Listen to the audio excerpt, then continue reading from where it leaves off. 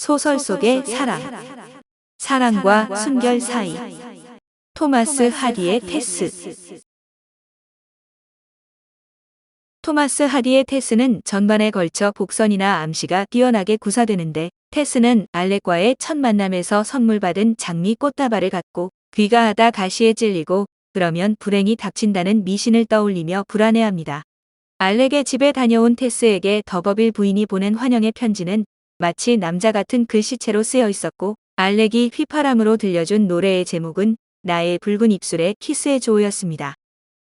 테스가 에인젤이 주문한 웨딩드레스를 입으며 무심코 부른 노래 가사가 한 번 실수한 여자에게는 영원히 어울리지 않을 옷이라네라서 얼어붙는 모습 등 작가인 하디의 필력이 정말 탁월했음을 알게 됩니다. 빅토리아 여왕이 집권하던 당시의 보수적인 분위기와 작가인 하디가 남성임을 감안하면 그가 얼마나 파격적이고 진보적인 사상을 갖고 있었는지 알 수 있습니다. 여성의 순결 여부로 그 인간 자체를 낙인 찍어버리는 사회적 성차별 및 비처녀 논쟁에 대해 강력한 일침을 놓는 것입니다. 또 기독교는 진부하다며 진보적인 입장을 갖고 있지만 배우자가 처녀가 아니라서 사랑이 식어버린 에인젤의 이중적인 모습도 힐난합니다. 반대로 보수적이지만 테스의 진실을 듣고 진심으로 동정한 에인젤의 부모, 겉만 기독교인이고 속은 비어있는 에인젤의 형들을 통해 입으로만 자유주의를 외치는 젊은 세대들도 통렬하게 비판하고 있습니다. 또한 이 소설은 남녀 간의 연애를 다룬 작품이지만 직간접적으로 산업화 당시 영국의 실상을 접할 수 있습니다. 더버빌가는 테스의 아버지가 소장농으로 근근히 가족을 부양하는 영세한 집안인데, 가장이 죽자 하루아침에 길거리에 나앉게 됩니다. 테스도 에인젤에게서 버림받고 아버지가 사망하자 떠돌며 육체 노동을 해서 근근히 먹고 사는 빈곤층으로 전락합니다. 테스는 알렉이 자신을 강간했음에도 불구하고 알렉이 다시 접근했을 때 경제 사정 때문에 동거 제의를 받아들일 수밖에 없었습니다. 테스와 그 가족의 상황을 보면 당시 빈농과 노동자의 열악한 상황 및 극심한 빈부격차를 엿볼 수 있습니다. 작가인 토머스 하디는 1840년 영국 남부 지방 웨섹스의 중심지 도세제 북햄프턴이란 삼림지대와 황무지 사이의 두메 초가에서 석공의 아들로 태어났습니다. 사산된 줄 알고 한 구석에 내버렸던 것을 이웃의 아낙네가 의사에게 죽지 않았다고 외치는 바람에 다행히 소생했는데, 아버지는 하디를 목사로 만들고자 했으나 하디가 원하지 않으므로 건축가로 출세시키려 했습니다. 18세 때 교회 건축가의 제자가 되었지만 친구의 지도를 받아 특히 힐업 비극과 영문학을 탐독하고 글을 쓰는데 관심을 갖기 시작했습니다. 21세 때는 당대 굴지의 건축가인 브룸 후일드의 조수로 런던으로 오면서 10년간 과학적, 사회적, 문학적 사조를 접하였습니다. 1878년 하디의 4대 걸작의 하나인 귀향을 발표했고, 그 후 캐스터 브리지 시장, 웨섹스 이야기, 테스, 아내를 위하여 등을 발표하였습니다. 생전에 이미 그의 문학적 공헌이 인정되어 에버딘 대학, 케임브리지 대학, 옥스퍼드 대학 등에서 명예 박사 학위를 수여받고 70세에는 국왕으로부터 유공 훈장을 받았습니다.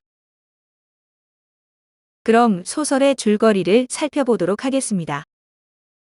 날품팔이인 존 더비필드의 장녀 테스는 마을 사람들의 시선을 잡아끄는 무척 아름답고 순수한 처녀입니다. 어느 날 집안이 명문가인 더버빌의 후손임을 알게 된 아버지의 허영으로 테스는 부유한 친척 알렉 더버빌의 집에 하녀로 일하러 가게 됩니다.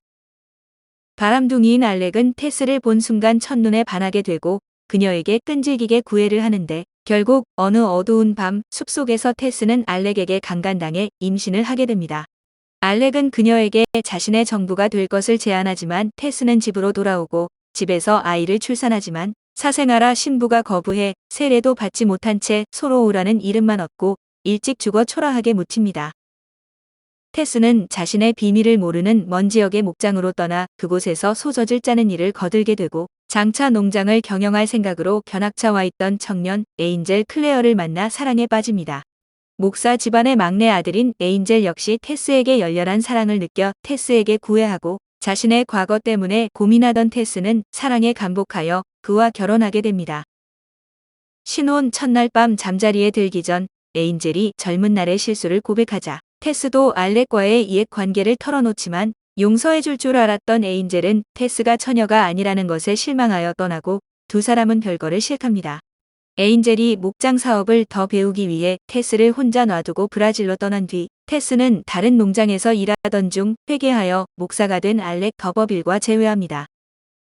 알렉은 에인젤의 아버지인 클레어 목사에 의해 일찍이 세 사람이 되어 있었으나 다시 테스를 본 순간 그만 그동안 지켜온 신앙마저 버리고 예전의 방탕아로 돌아와 테스에게 집착하며 구애를 합니다. 아버지의 죽음을 비롯해 다른 여러 가지 사정이 겹친 테스는 궁핍한 가정을 위해 결국 알렉을 받아들여 그와 재혼을 합니다. 얼마 뒤 풍토병으로 고생하다 간신히 살아난 에인젤이 테스를 버린 것을 후회하여 다시 돌아왔지만 이미 알렉의 아내가 되어버린 테스는 절망해 알렉과 다투던 중 우발적으로 그를 살해합니다. 에인젤과 테스는 도망치지만 스톤헨지에서 결국 잡히게 되는데 테스는 자신의 여동생인 리자 루를 에인젤에게 부탁하고 사형을 당합니다. 이번엔 소설 속에서 기억에 남는 주요 대사들을 소개해드리겠습니다. 카아는 알렉의 정부였다. 알렉이 요즘 테스에게 눈이 팔려 쫓아다닌다는 것을 시기한 카아는 공연히 테스에게 분통을 터뜨렸다. 가슴에 쌓였던 연적에 대한 분노가 일시에 폭발한 듯이 갖은 욕을 퍼부어가며 대들었다. 같이 가는 사람들이 말리려고 했으나 술에 취한 카아는 진정되지 않고 점점 더 화를 내고 있었다. 사방은 어둠에 쌓여 있었다. 알렉은 무릎을 꿇고 몸을 굽혀 테스를 살펴보았다. 여자의 입김이 느껴졌다. 테스는 곤히 잠들어 있었다. 속눈썹에는 눈물이 맺혀 있었다. 엷은 비단결처럼 감촉이 부드럽고 티없는 눈과도 같이 새하얀 테스의 살은 알렉에게 더 없는 유혹이었다. 알렉은 테스를 이렇게 범하고 싶지는 않았다. 그러나 색색거리는 나른한 숨소리와 어렴풋한 테스의 얼굴 살내음은 알렉의 자제력을 몽땅 앗아갔다. 아이는 사생아였으므로 교회에서 세례를 받을 수 없었다. 아이는 튼튼하지 못했다. 테스는 어느 날 밤 동생들을 불러 자신이 신부를 대신하여 아이에게 세례를 주겠다고 말했다. 테스의 얼굴은 맑고도 위험에 가득 차 있었다. 테스는 이 가련한 아이가 자신의 죄로 인하여 천국에 가지 못하고 지옥으로 떨어진다는 것은 있을 수 없는 것이라고 생각했다. 자신이 세례를 주어도 이 아이는 천국으로 갈 수 있을 것이라는 순박한 믿음이었다. 테스는 어린아이를 안고 물이 담긴 그릇 곁에 서고 동생은 교회에서 하듯이 기도서를 펴들고 언니 앞에 섰다. 그는 읽고 바람과 지팡이를 생울타리 위에다 걸어놓고 잔디밭으로 들어갔다. 두 형은 에인젤에게 곧 뒤따라오도록 당부를 하고는 먼저 떠났다.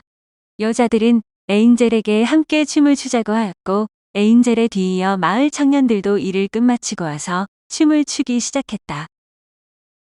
젊은 남자들과 함께 춤추는 아가씨와 아낙네들은 요란하게 떠들어댔다. 그가 춤 한 곡을 끝내고 나올 때 수줍은 표정의 어여쁜 처녀가 눈에 띄었다. 테스 더버빌이었다. 처녀의 큼직한 눈동자는 자기를 택해 주지 않은 에인젤에게 원망하는 듯한 눈빛을 보내고 있었다.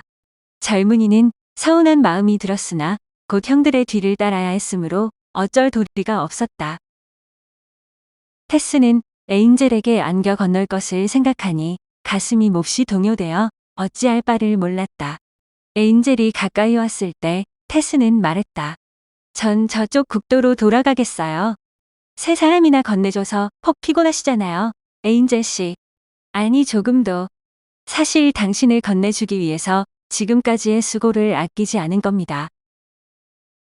테스는 창백한 얼굴에 단호한 결심에 빛을 띄우며 그 검은 숲속에서 알렉 더버빌에게 당했던 무서운 일과 어린애까지 나왔다가 죽고 만 얘기를 다 털어놓았다.